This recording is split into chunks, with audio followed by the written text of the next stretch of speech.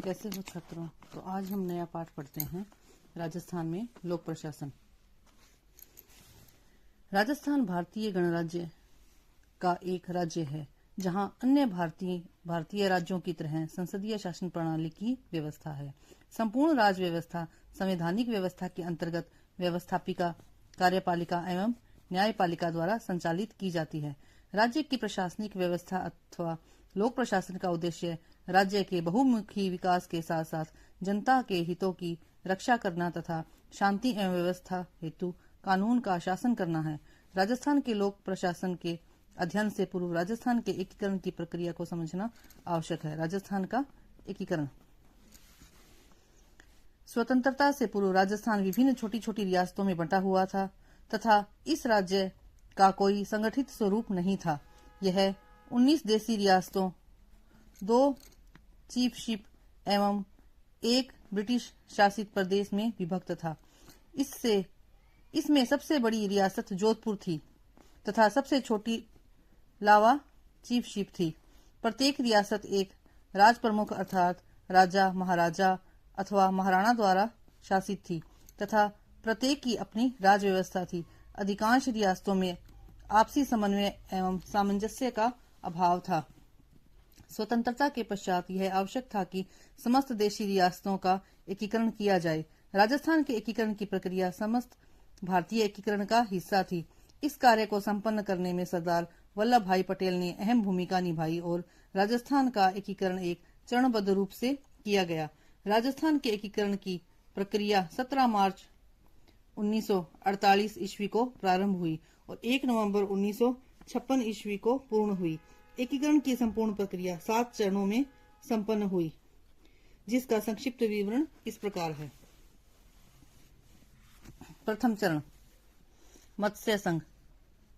प्रथम चरण मत्स्य संघ का निर्माण 17 मार्च 1948 को 4 रियासतों अर्थात अलवर, भरतपुर, धौलपुर और करौली को मिलाकर एक संघ का निर्माण किया गया। कहीं कहीं यहाँ 18 मार्च भी मिलता है, जिसका नाम मत्स्य संघ रखा गया। इस संघ का नामकरण के.एम. मुंशी के सुझाव पर रखा गया था। मत्स्य संघ का राज प्रमुख धौलपुर के महाराजा को बनाया गया। राज्य में एकीकरण की सही दिशा में यह पहला कदम था। द्वितीय चरण संयुक्त राजस्थान का गठन। राजस्थान के एकीकरण के द्वितीय चरण में 25 मार्च 1948 को 9 रियासतों बांसवाड़ा, बूंदी, डूंगरपुर, झालावाड़, कोटा, किशनगढ़, प्रतापगढ़, शाहपुरा और टोंक को मिलाकर संयुक्त राजस्थान का निर्माण किया गया। इसकी राजधानी कोटा बनाई गई। तृतीय चरण संयुक्त राजस्थान। 18 अप्रैल 1948 को उदयपुर रियासत को पूर्व राजस्थान में सम्मिलित कर लिया गया। इसे संयुक्त राजस्थान का नाम दिया गया। इस नए राज्य का नया विधान बनाया गया, जिसमें उदयपुर को राजधानी तथा उदयपुर के महाराजा को राज प्रमुख बनाया गया। चतुर्थ चरण बृहत राजस्थान। राज्य एकीकरण के चतुर्थ चरण में 30 मार्च 1949 को राज्य की 4 बड़ी रियासतें जयपुर, जोधपुर, बीकानेर और जैसलमेर का संयुक्त राजस्थान में विलय के पश्चात बृहत राजस्थान का गठन किया गया। इस बृहत राजस्थान का व्यापक चर्चा के पश्चात एक विधान बनाया गया तथा इसकी राजधानी जयपुर बनाई गई। राज्य के एकीकरण में यह महत्वपूर्ण कदम था। इसी कारण बाद में 30 मार्च को प्रतिवर्ष राजस्थान दिवस के रूप में स्वीकार किया गया। संयुक्त राजस्थान में राज प्रमुख, महाराज प्रमुख,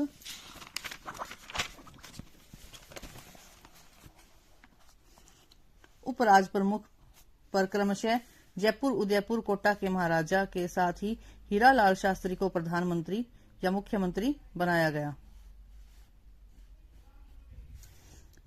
पंचम चरण संयुक्त बृहत राजस्थान। 15 मई 1949 को बृहत राजस्थान और मत्स्य संघ का विलय संपन्न हुआ और उन्हें मिलाकर संयुक्त बृहत राजस्थान का निर्माण किया गया।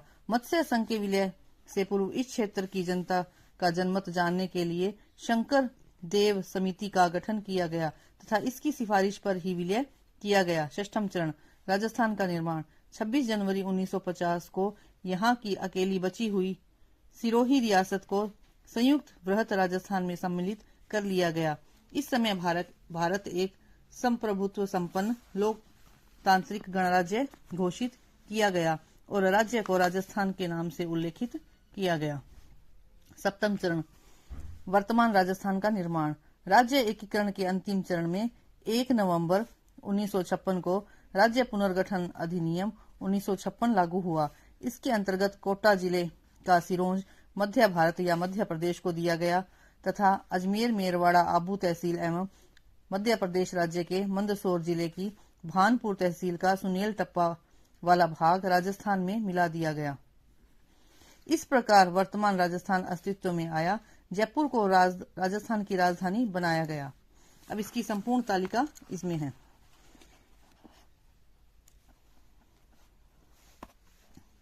ये सारी आपको ऐसे की ऐसे याद करनी है। अब प्रथम चरण का नाम मत्स्य संघ। इसको बनाने की तिथि यहां 17 या 18 और इसमें कौन सी रियासतें थी, ये सारे याद करने हैं। अब है राज्य की विधायिका। हमारे देश में शासन व्यवस्था के लिए शक्ति पृथक्करण के सिद्धांत को अपनाया गया है, जिसे प्रसिद्ध राजनीति विज्ञानवेत्ता मोंटेस्क्यू ने दिया था। यह सिद्धांत बताता है कि कानून निर्माण की शक्ति या विधायिका, उसको लागू करने की शक्ति कार्यपालिका तथा कानून व्यवस्था एवं न्याय निर्माण करने की शक्तियां न्यायपालिका अलग अलग निहित होनी चाहिए। भारत के संविधान के अनुच्छेद 168 में उल्लेखित है कि प्रत्येक राज्य हेतु एक विधान मंडल अथवा विधायिका होगी। विधायिका से तात्पर्य है जो व्यवस्था को बनाए रखने हेतु विधि का निर्माण करती हो। इसे व्यवस्थापिका अथवा विधान मंडल भी कहते हैं। राजस्थान भारत का एक ऐसा राज्य है जहां एक सदनीय व्यवस्थापिका का प्रावधान है, जिसे विधानसभा कहते हैं। राज्य विधानसभा राज्य के लिए संविधान के अनुसार विधि निर्माण करती है। इसके सदस्यों अर्थात विधायकों का चुनाव राज्य के मतदाता करते हैं। वर्तमान में राजस्थान की विधानसभा की कुल सीटों की कुल संख्या 200 है। योग्यता, राज्य विधानसभा का सदस्य बनने हेतु कुछ सामान्य योग्यताएं निर्धारित की गई हैं, जो निम्नलिखित हैं। वह भारत का नागरिक हो, वह न्यूनतम आयु 25 वर्ष पूर्ण कर चुका हो, संसद द्वारा विधि से निर्धारित अन्य योग्यताएं धारण करता हो, वह राज्य अथवा भारत सरकार के अधीन किसी लाभकारी पद को धारण नहीं करता हो, वह समक्ष न्यायालय के द्वारा विकृत मानसिकता का तथा दिवालिया घोषित न हो। कार्यकाल, विधायिका तथा इसके सदस्यों का कार्यकाल साधारणतया 5 वर्ष होता है, जो शपथ ग्रहण से माना जाता है। राज्य में संविधान के अनुच्छेद 352 के तहत आपातकाल लगा होने पर संसद द्वारा विधि पूर्वक विधानसभा का एक बार में 1 वर्ष का कार्यकाल बढ़ाया भी जा सकता है। साथ ही राज्यपाल के प्रतिवेदन पर राष्ट्रपति संवैधानिक तंत्र के विफल होने पर समय से पूर्व भी विधानसभा भंग कर सकता है तथा इसके साथ ही राष्ट्रपति शासन प्रभावी हो जाता है। गणपूर्ति व सत्र, राजस्थान की विधायिका या विधानसभा की गणपूर्ति सदन की कुल सदस्य संख्या का 1/10 भाग से होती है। गणपूर्ति के अभाव में किया गया कार्य असंवैधानिक होता है।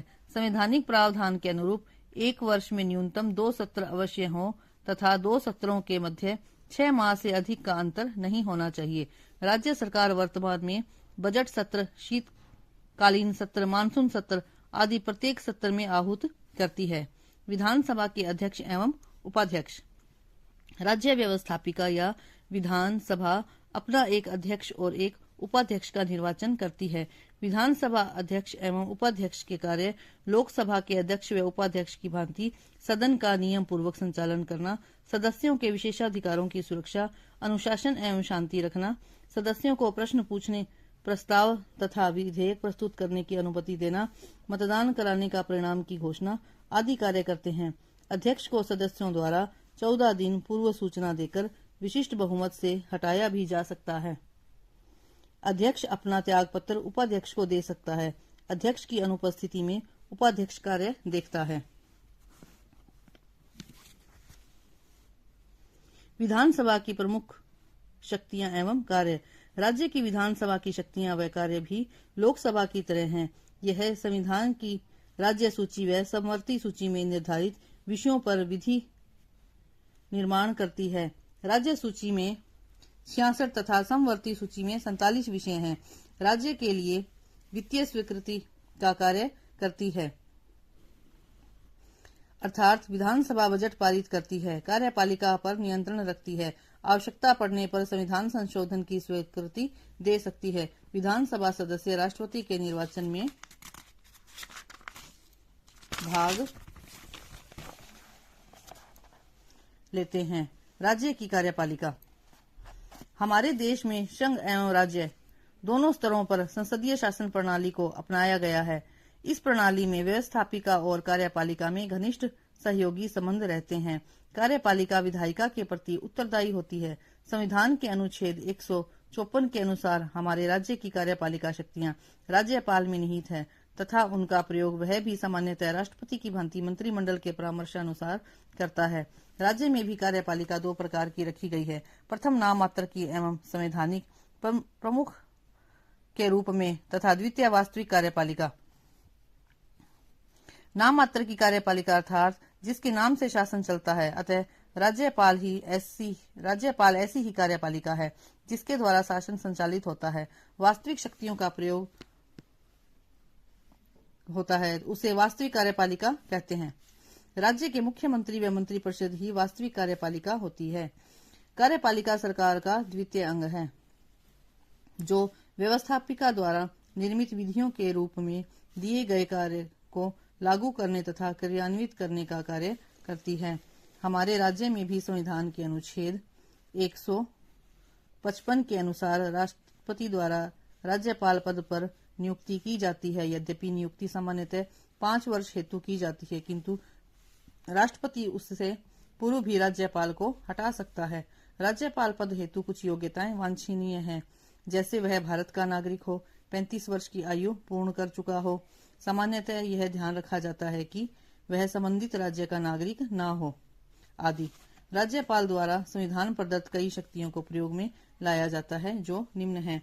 मुख्यमंत्री की नियुक्ति करना तथा उसके परामर्श पर मंत्रिपरिषद का गठन करना, विधानसभा का सत्र आहूत करना, सत्रावसान की घोषणा, विधानसभा को भंग करना आदि। वित्तीय शक्तियां, विधायी शक्तियां, क्षमादान की शक्तियां आदि। मुख्यमंत्री एवं मंत्रिपरिषद अर्थात वास्तविक कार्यपालिका। देश में जो काम प्रधानमंत्री के हैं, लगभग उसी प्रकार की भूमिका तथा स्थान राज्य में मुख्यमंत्री का होता है। संविधान के अनुच्छेद 163 के अनुसार राज्यपाल को परामर्श देने हेतु एक मंत्रिपरिषद होगी, जिसका प्रधान मुख्यमंत्री होगा। राज्यपाल उसके परामर्शानुसार ही कार्य करता है। सामान्यतः मुख्यमंत्री पद हेतु पृथक से योग्यताएं नहीं रखी हैं, लेकिन राज्यपाल ऐसे व्यक्ति को ही मुख्यमंत्री की शपथ दिलाता है जो विधानसभा में बहुमत दल का नेता हो तथा वह विधानसभा का सदस्य हो। यदि वह विधानसभा का सदस्य नहीं है तो 6 माह में उसे सदस्यता प्राप्त करनी होती है। यदि स्पष्ट बहुमत प्राप्त दल न हो तो राज्यपाल अपनी स्वविवेकीय शक्ति का प्रयोग कर सकता है।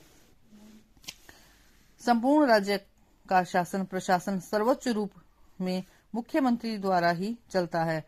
मुख्यमंत्री अपने दल के कार्यक्रम नीतियों को जन आकांक्षाओं के अनुरूप लागू करने हेतु कई कार्य करते हैं, जो निम्न हैं। सर्वप्रथम अपनी मंत्रिपरिषद का गठन करना, मंत्रियों को विभाग बांटना तथा मंत्रिमंडल की बैठकें बुलाकर अध्यक्षता करना। राज्य प्रशासन एवं व्यवस्था संबंधी मंत्रिपरिषद के निर्णयों से राज्यपाल को अवगत कराना, सभी मंत्रियों विभागों की देखरेख करना तथा समन्वय रखकर सरकार की सुदृढ़ एकता रखना।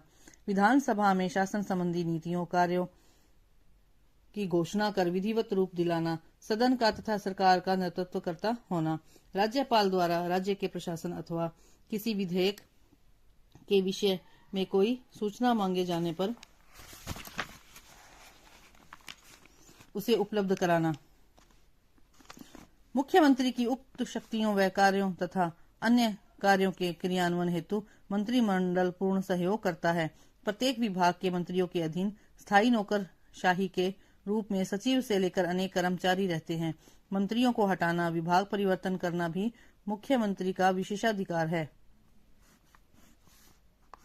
वास्तविक कार्यपालिका होने से मुख्यमंत्री विधानसभा को राज्यपाल को परामर्श देकर समय पूर्व भंग करा सकता है। दूसरी ओर अविश्वास प्रस्ताव स्वीकार कर विधानसभा मुख्यमंत्री को पद से समय से पूर्व अर्थात 5 वर्ष के कार्यकाल से पूर्व भी अपदस्थ कर सकती है। मुख्यमंत्री राज्यपाल तथा मंत्रिपरिषद के मध्य कड़ी का कार्य करता है। समय समय पर राज्यपाल को शासन संबंधी निर्णय से भी अवगत कराता है। वास्तविक कार्यपालिका के रूप में मुख्यमंत्री की वास्तविक स्थिति, उसके दल में उसके व्यक्तित्व, सदन में बहुमत की स्थिति, जनता में लोकप्रियता, विपक्षी दलों में स्वीकार्यता पर निर्भर करती है और इन्हीं पर कोई मुख्यमंत्री शक्तिशाली तो कोई निर्बल मुख्यमंत्री के रूप में जाना जाता है। राज्य प्रशासन। राजस्थान में लोक कल्याणकारी राज्य के लक्ष्य की प्राप्ति के लिए एक सुदृढ़ प्रशासनिक तंत्र सृजित किया गया है। प्रशासनिक व्यवस्था के अंतर्गत वर्तमान में राजस्थान को 7 संभागों एवं ये अपडेट कर लेना, जिलों में कितने हैं, 41 जिलों में विभक्त किया गया है। इसके निचले स्तरों पर उपखंड एवं तहसीलें हैं। इस संपूर्ण व्यवस्था में मुख्यमंत्री के अधीन सर्वोच्च स्तर पर मुख्य सचिव होता है, जो कि भारतीय प्रशासनिक सेवा के वरिष्ठतम अधिकारी में से एक होता है। मुख्य सचिव की नियुक्ति मुख्यमंत्री द्वारा की जाती है। मुख्य सचिव राज्य के मंत्रिमंडल के सचिव के रूप में कार्य करता है। इसका मुख्य कार्य मुख्यमंत्री तथा मंत्रिमंडल को प्रशासनिक विषयों पर उचित परामर्श देना है।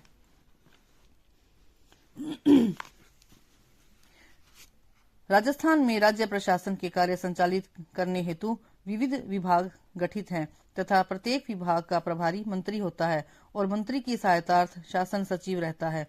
शासन सचिव मंत्रियों को नीति निर्माण में आवश्यक सहायता एवं सलाह उपलब्ध कराते हैं। इस प्रकार सचिवों की सहायता से निर्धारित नीति को विभिन्न विभाग अपने निदेशालय द्वारा लागू करवाते हैं, जिसका प्रमुख अधिकारी महानिदेशक या निदेशक होता है। राजस्व एवं कानून व्यवस्था प्रशासन तंत्र। राज्य में राजस्व एवं कानून व्यवस्था के लिए एक ही प्रशासनिक तंत्र गठित किया गया है। राजस्व एवं कानून व्यवस्था की दृष्टि से 7 संभागों अर्थात जयपुर, जोधपुर, अजमेर, उदयपुर, कोटा, बीकानेर और भरतपुर में विभक्त किया गया है। राजस्व संबंधी मामलों में राज्य में सर्वोच्च निकाय राजस्व मंडल है, जिसका मुख्यालय अजमेर में है। प्रत्येक संभाग पर एक भारतीय प्रशासनिक सेवा का अधिकारी संभागीय आयुक्त बैठता है। इनके अधीन सभी जिलों के जिलाधीश एवं पुलिस अधीक्षक रहते हैं। इनको पुलिस एवं सामान्य विभागों में समन्वय रखते हुए संपूर्ण संभाग में विकास तथा शांति व्यवस्था बनाए रखने के साथ संभाग स्तर पर राजस्व संबंधी मामलों का निस्तारण भी करना होता है। जिला स्तर पर कलेक्टर या मजिस्ट्रेट का पद सृजित है, जो भारतीय प्रशासनिक सेवा का अधिकारी होता है। इसे पूरे जिले की प्रशासनिक व्यवस्था संचालित करनी होती है। इसके अधीन प्रत्येक उपखंड पर उपखंड अधिकारी नियुक्त किए जाते हैं। प्रत्येक तहसील पर एक तहसीलदार होता है, जिसकी मदद के लिए नायब तहसीलदार, कानूनगो आदि होते हैं। तहसील को पटवार सर्किल में विभक्त किया जाता है, जिसका प्रमुख पटवारी होता है। एक पटवार सर्किल कई ग्रामों से मिलकर बनता है। संपूर्ण राजस्व एवं कानून व्यवस्था तंत्र निम्न चार्ट से स्पष्ट है।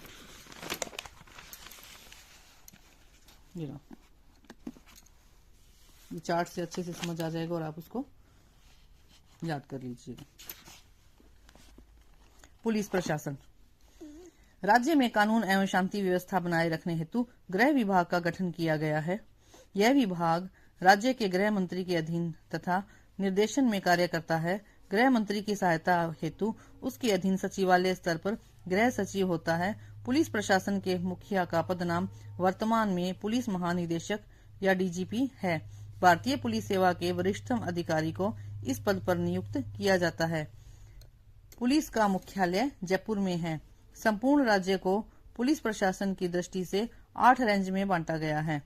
अजमेर, बीकानेर, भरतपुर, जयपुर रेंज प्रथम, जयपुर रेंज द्वितीय, जोधपुर, कोटा और उदयपुर। एक रेंज का आकार सामान्यतः एक संभाग के समान ही होता है। प्रत्येक रेंज का प्रमुख अधिकारी पुलिस निरीक्षक आईजी होता है, जो भारतीय पुलिस सेवा का अधिकारी होता है। प्रत्येक रेंज को जिलों में विभक्त किया गया है।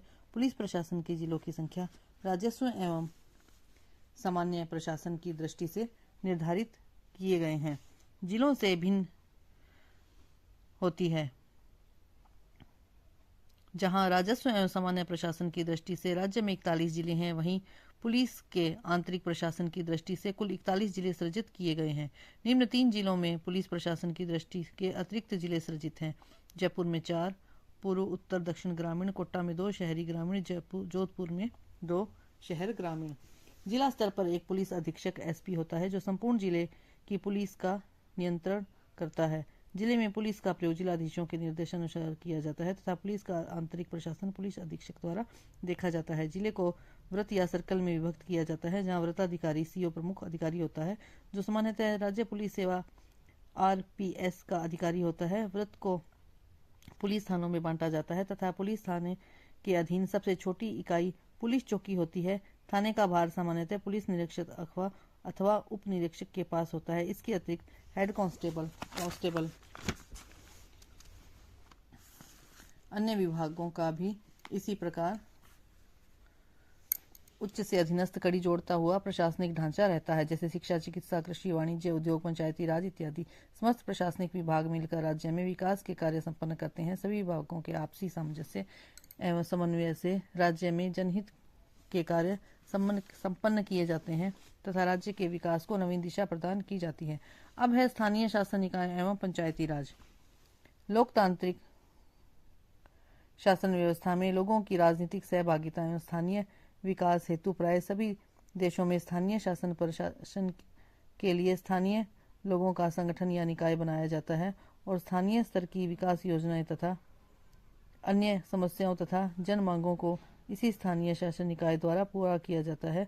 भारत में 3 स्तर का शासन अपनाया गया है: केंद्रीय स्तर, राज्य स्तर तथा स्थानीय स्तर।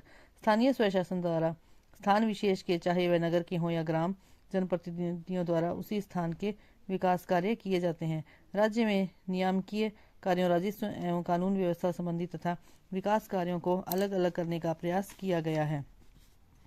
जहां एक और जिले में नियामकीय कार्यों का दायित्व जिलाधीश तथा उससे संबंधित तंत्र को सौंपा गया है, वहीं जिले में विकास कार्यों, पानी, सड़क, विद्युत, स्वच्छता इत्यादि का दायित्व स्थानीय स्वशासन संस्थाओं को सौंपे जाने का प्रयास किया गया है। विकास कार्यों की दृष्टि से प्रत्येक जिले को ग्रामीण एवं नगरीय 2 भागों में विभक्त किया जाता है। स्थानीय स्वशासन निकाय भारत की तरह राजस्थान में भी 2 प्रकार के हैं: नगरों के लिए नगरीय शासन तथा ग्रामों के लिए पंचायती राज शासन। भारतीय संविधान में 74वें संविधान संशोधन अधिनियम द्वारा नगरीय स्थानीय शासन को संवैधानिक दर्जा दिया गया है। राज्य में 3 तरह की शहरी संस्थाएं हैं: नगर निगम, नगर परिषद तथा नगर पालिका। वर्तमान में राजस्थान में 10 नगर निगम, 51 नगर परिषद तथा 248 नगर पालिका मिलाकर कुल 309 नगर निकाय हैं। पंचायती राज। भारत में प्रथम बार तत्कालीन प्रधानमंत्री पंडित जवाहरलाल नेहरू द्वारा राजस्थान के नागौर जिले में 2 अक्टूबर 1959 को पंचायती राज व्यवस्था लागू की गई। राजस्थान में भी इसी के साथ ग्रामीण स्थानीय शासन प्रारंभ हुआ। हमारे राज्य में भी वर्तमान में 3 स्तरीय व्यवस्था प्रचलित है: ग्राम स्तर पर ग्राम पंचायत, खंड स्तर पर पंचायत समिति तथा जिला स्तर पर जिला परिषद। 73वें संविधान संशोधन अधिनियम 1992 द्वारा इन्हें संवैधानिक संस्थाओं का स्तर प्रदान किया गया है तथा संविधान में 11वीं अनुसूची भी जोड़ी गई है, जिससे पंचायती राज संस्थाओं को 29 विषय दिए गए हैं जिन पर ये संस्थाएं कार्य करती हैं। 73वें संविधान संशोधन अधिनियम की प्रमुख विशेषताएं। पहली विशेषता है संवैधानिक स्तर प्रदान किया गया है। इस अधिनियम से पूर्व तक पंचायती राज अधिकतर राज्य सरकारों के भरोसे था, लेकिन अब संविधान में स्पष्ट स्थान व स्तर प्राप्त हो गया है। इससे सत्ता परिवर्तन का प्रभाव इन पर नहीं पड़ता है। संविधान में भाग 9 जोड़ा गया है तथा 16 नए अनुच्छेद जोड़े गए हैं। आरक्षण व्यवस्था। वर्तमान में पंचायती राज के 3 स्तरों की संस्थाओं में आरक्षण व्यवस्था की गई है। पहली है अनुसूचित जाति और अनुसूचित जनजाति के आरक्षण। इन दोनों वर्गों हेतु प्रत्येक स्तर पर जनसंख्या के अनुपात में राज्य सरकार ने आरक्षण कर रखा है, जो बारी बारी से आवर्तित या रोटेशन होता रहता है। फिर है महिलाओं के लिए आरक्षण।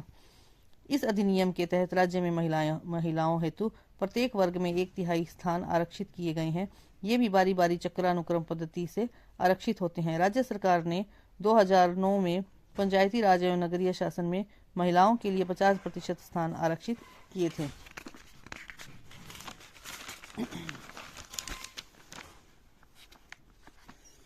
फिर है पिछड़े वर्गों हेतु आरक्षण। पंचायती राज में पिछड़े वर्गों हेतु भी राज्य सरकार ने जनसंख्या के अनुपात में आरक्षण रखा है, जो वर्तमान में 21% है। अध्यक्ष पदों पर आरक्षण। पंचायती राज में अब अध्यक्षों के लिए भी उक्त तीनों प्रकार का आरक्षण किया गया है। कार्यकाल। पंचायती राज संस्थाओं का कार्यकाल अब 5 वर्ष निश्चित किया गया है। इससे पूर्व किसी कारण से इन संस्थाओं को भंग करना पड़े तो 6 माह के अंदर ही पुनः चुनाव करवाना अनिवार्य है। इन पंचायती राज संस्थाओं हेतु राज्य निर्वाचन आयोग का गठन किया गया है। ग्राम सभा का गठन। प्रत्येक ग्राम पंचायत क्षेत्र पर एक ग्राम सभा का गठन होगा। उस ग्राम पंचायत क्षेत्र के समस्त वयस्क मतदाता उसके सदस्य होंगे। वर्तमान में राजस्थान में वर्ष में 4 बार इसकी बैठकें आहूत की जाती हैं, जबकि 2 बार प्रत्येक वर्ष में बैठकें अनिवार्य हैं। कार्य एवं शक्तियाँ। पंचायती राज संस्थाओं को संविधान की 11वीं अनुसूची में वर्णित 29 विषयों पर निर्णय लेकर कार्य करने की शक्तियां प्रदान की हैं। त्रिस्तरीय व्यवस्था। प्रत्येक जिले में त्रिस्तरीय व्यवस्था की गई है। ग्राम पंचायत, पंचायत समिति और जिला परिषद। ग्राम पंचायत सभी वार्ड पंचों, उप सरपंच व सरपंच से मिलकर बनती है तथा एक सरकारी कर्मचारी ग्राम सचिव भी रहता है। माह में 2 बार इसकी बैठक होती है। पंचायत समिति। प्रत्येक विकास खंड से निर्वाचित पंचायत समिति सदस्य, उप प्रधान व प्रधान मिलकर खंड स्तर की संस्था बनाते हैं। इसके साथ सरकारी अधिकारी विकास अधिकारी होते हैं। जिला परिषद। पंचायती राज की सर्वोच्च संस्था प्रत्येक जिला स्तर पर जिला परिषद नाम से गठित है।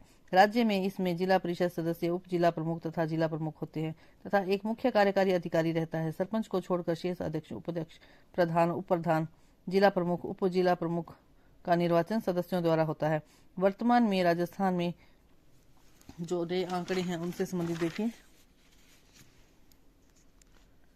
जो वर्तमान में राजस्थान में प्रदेश में 41 जिलों में 14,635 ग्राम पंचायतें और 450 पंचायत समितियों में वार्डों का निर्धारण होना है।